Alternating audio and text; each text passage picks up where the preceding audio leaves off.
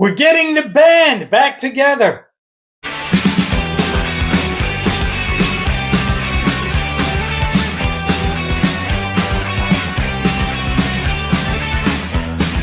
what is it tonight? We're getting the band back together. Greg Schiano and staff hiring yet another familiar face and another guy where the third time might be the charm. Rehire back as an offensive analyst, whatever that is, John Mcnulty, two-time offensive coordinator for Rutgers, who also was an offensive analyst for Alabama, I think twice, perhaps Penn State. Tight ends coach, Notre Dame. I think he also might have followed Greg to Tampa Bay, and offensive coordinator under Jeff Hafley at Boston College. Nonetheless, we get another guy that's somebody we're all familiar with. It was a walk-on safety for Penn State. He replaces Texas A&M bound John Perry. Going to be working with the receiver room, and a receiver room that's probably the best receiver room since his first time around at Rutgers. Those mid-2000 teams were our most productive ever. And some people will be looking at him probably not unlike Robb Smith. Let's say, well, way back when, we were really productive, but that last stint was not very good. And, let's go over some of that. That 2007 team, Mike Teal at quarterback, Ray Rice running back. That team, I think, set a record at the time. First team to have a 3,000-yard passer, Mike Teal, a 2,000-yard running back, and Ray Rice, and 2,000-yard receivers in Kenny Britt and Tyquan Underwood, which is kind of strange because Mike Teal was not a high percentage passer, but we made those passes downfield, and we were able to do that because we were able to run the ball. And the second stint under Chris Ash, not so good. We'll get to that in a second. But, he also had a pretty good, pretty productive stint at Notre Dame tight ends coach. Now, if you remember the draft from a few years ago, the hot name in the tight end category was Michael Mayer. Michael Mayer had, I want to say, like 74 catches, 7 or 8 touchdowns, 700 and some odd yards. So he did a good job there. And with an Alabama offense, I think one of the years he was the offensive analyst. They were number 4 in the country. Of course, it helps when you have talent. When you're Alabama, where you have Ray Rice and you have Kenny Britt, you're going to have some offensive production. At Boston College, we played Boston College when he was there.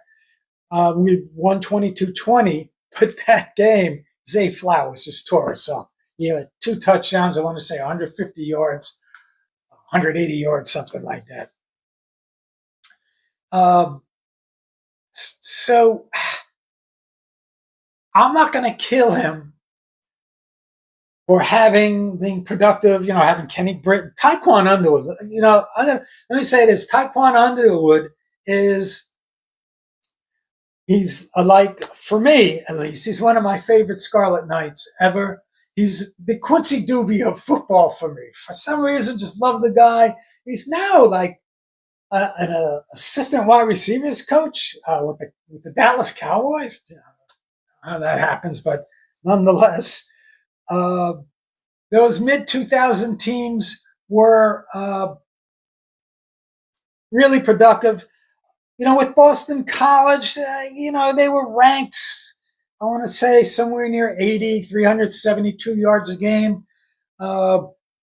This past year, 374 yards a game. So the offensive production was kind of similar. Nonetheless, when John was hired by Chris Ash, I thought that was a great hire. And because Chris Ash was in over his head in a marketplace he didn't understand, he thought because he was the coach at Rutgers, recruits would just come here, and that's not how it works here. We've talked about the challenges of being a head football coach in New York New Jersey marketplace. It's like no others.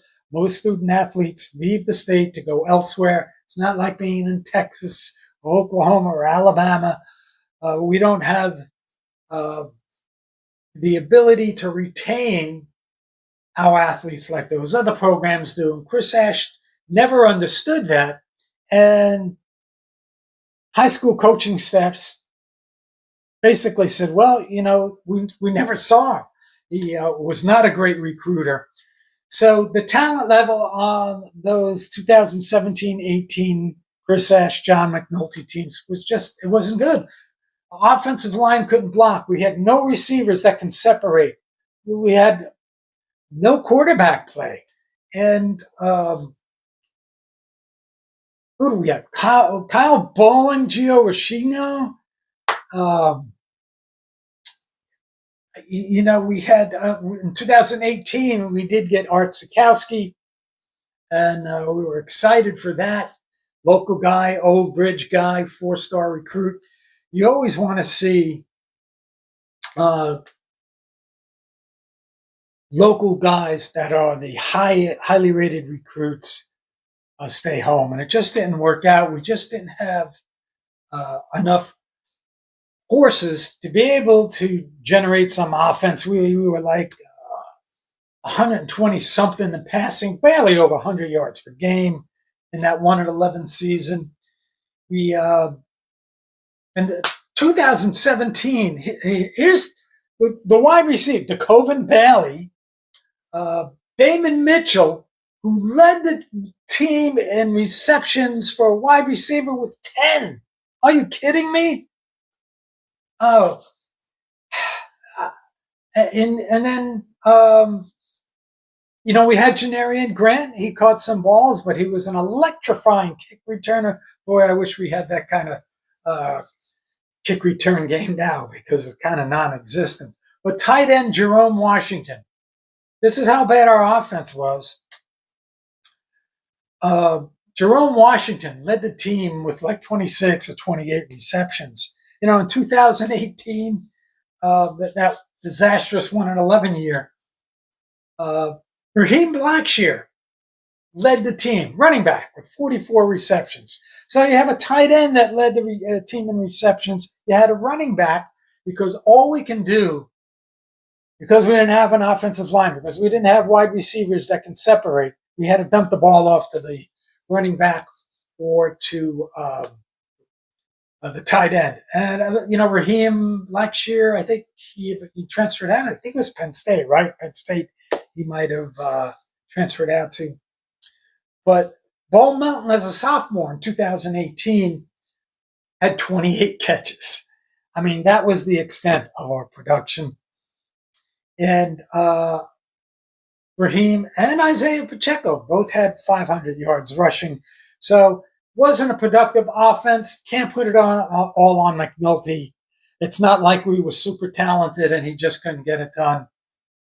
He was up against it. He has a lot more weapons now, and I'd probably have to say, overall, we might not have a Ray Rice. We might not have a Kenny Britt. But I think our depth is better, and we have a more talented quarterback who could run it or throw it. We have more options now than we did before. So the collective is going to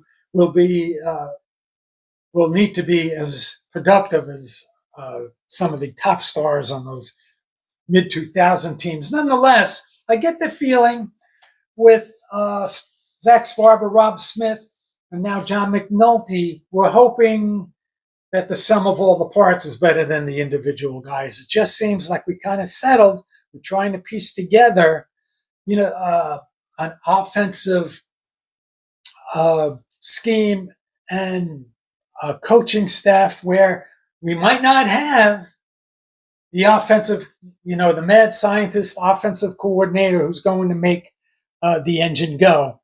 We're going to have to count on 3 guys to try and put the pieces of the puzzle together and make it all work. And there's a lot of good pieces to work with. We have a wide receiver room and a running back room. That's the deepest we've probably had in a while. We'll have a very solid offensive line and a legitimate dual threat quarterback. I want to see this team get to 400 yards a game. I don't think that's out of the question. Now, the schedule next year is a little tougher, but we should be able to scheme the talent that we have into positions, having balance, running and throwing. That doesn't mean 50-50. What are we now? 65-35, 60-40, something like that. Maybe like 55-45 would be a nice mix. And with the guys, the talent that we have, we should be able to do that. When you look at in the NFL, you look at Buffalo. You look at the Eagles, Super Bowl champs. You look at the Ravens. They don't want to, they throw the ball, but they could also run it out of the quarterback position.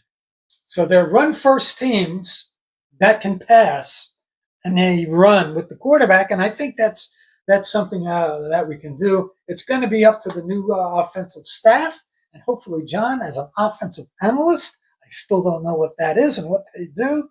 I can kind of guess. Hopefully they can pull it all together. And we wish him and the offensive staff luck.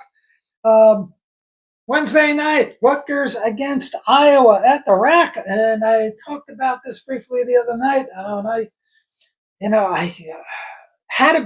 can't remember the exact year now, but we played Iowa. It might have been 2019. So we're playing Iowa, and it's a big game for us. This is the kind of game we wouldn't have won in the recent history leading up to that. And Geo Baker hits a shot down the stretch. I don't remember how much time was left, but it wasn't a lot of time left. It might have been, 15 seconds, something like that. And then Iowa hurls up a Hail Mary at the buzzer, and it goes in, and we lose. Hopefully, we can pull off a win and, get a game above 500. We go 5-2 down the stretch. It's not a huge ask.